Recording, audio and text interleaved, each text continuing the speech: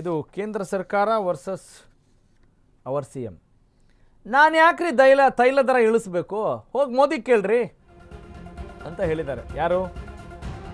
ಶ್ರೀಯುತ ಸಿದ್ದರಾಮಯ್ಯನವರು, ನಮ್ಮ ಮುಖ್ಯಮಂತ್ರಿಗಳು. ಕೇಂದ್ರ ಸರ್ಕಾರದ ವಿರುದ್ಧ ಸಿ ಎಂ ಗರಂ. ಅವರು ತೈಲ ದರ ಏರಿಸೋದು, ನಾವು ಕಡಿಮೆ ಮಾಡೋದಾ? ಯಾವ ನ್ಯಾಯ ಇದು ಅಂತ ಅವ್ರು ಕೇಳ್ತಾ ಇದ್ದಾರೆ. ಮೋದಿ ಸರ್ಕಾರದ ಬಗ್ಗೆ ನೀವೇನು ಮಾತಾಡಲ್ಲ, ರಾಜ್ಯ ಸರ್ಕಾರ ಕಮ್ಮಿ ಮಾಡುತ್ತಾ ಅಂತ ಪ್ರಶ್ನೆ ಕೇಳ್ತೀರಾ ಅಂತ ಮಾಧ್ಯಮದವ್ರು ಕೇಳ್ದಂಗಿದೆ. ಮೋದಿ ಅಧಿಕಾರಕ್ಕೆ ಬಂದಾಗ ತೈಲ ಬೆಲೆ ಎಷ್ಟರಿ ಇತ್ತು? ಡಾಕ್ಟರ್ ಮನಮೋಹನ್ ಸಿಂಗ್ ಇದ್ದಾಗ ಪೆಟ್ರೋಲ್ ಬೆಲೆ ಎಷ್ಟಿತ್ತು? ಡೀಸೆಲ್ 48 ರೂಪಾಯಿ, ಪೆಟ್ರೋಲ್ 70 ರೂಪಾಯಿ, ಗ್ಯಾಸ್ 414 ರೂಪಾಯಿ ಇತ್ತು ಸಿಲಿಂಡರ್ ಬೆಲೆ. ಈಗ ಎಷ್ಟಾಗಿದೆ? ಈಗ ಆಗಿದೆ, ಅದು ಈಗ ಮಾಡಿ. ಈಗ ಎಷ್ಟಾಗಿದೆ ಹೋಗಿ ಮೋದಿ ಕೇಳಿ ಅಂತ ಸಿದ್ದರಾಮಯ್ಯನವರು ಹೇಳ್ತಾ ಇದ್ದಾರೆ.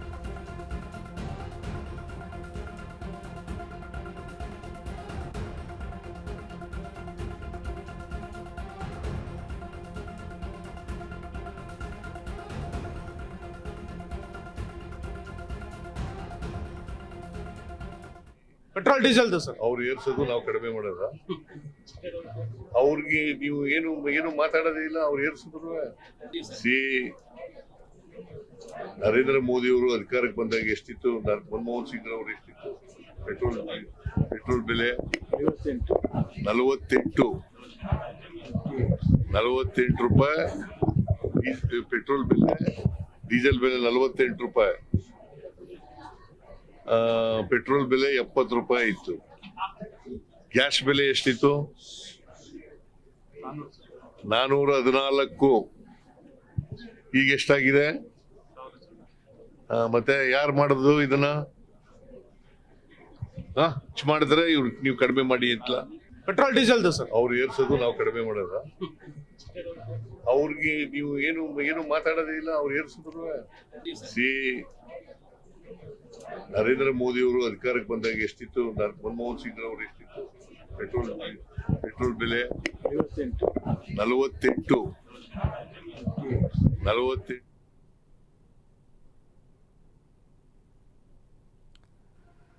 ಓಕೆ, ಮುಂಚೆ ಹೆಂಗಿತ್ರಿ ಕಾಲ, ಈಗ ಹೆಂಗಾಗಿದೆ ಕಾಲ, ಇದಕ್ಕೆಲ್ಲ ಯಾರ್ರೀ ಹೊಣೆಗಾರರು? ನೀವು ಅವ್ರನ್ನ ಕೇಳೋದೇ ಇಲ್ಲ, ಬರೀ ನಮ್ಮನ್ನು ಕೇಳ್ತೀರಾ ಅನ್ನೋದು ಸಿದ್ದರಾಮಯ್ಯನವರ ಪ್ರಶ್ನೆ ಅಲ್ವಾ?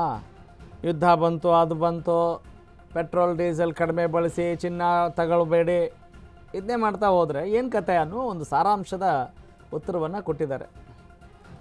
ಮೊದಲು ಅವರು ತೈಲ ದರ ಇಳಿಸ್ಲಿಕ್ಕೆ ಹೇಳಿ, ಆಮೇಲೆ ನಾವು ಕಡಿಮೆ ಮಾಡೋಣ. ಇಲ್ಲಿ ಇವ್ರ ಕೈಲಿ ಏನಿರುತ್ತೆ? ಸೆಸ್ ರೇಟ್ ಇರುತ್ತೆ, ಸ್ಟೇಟ್ ಸೆಸ್ ಅಂತ ಕರಿತೀವಿ, ರಾಜ್ಯದ ಸುಂಕ.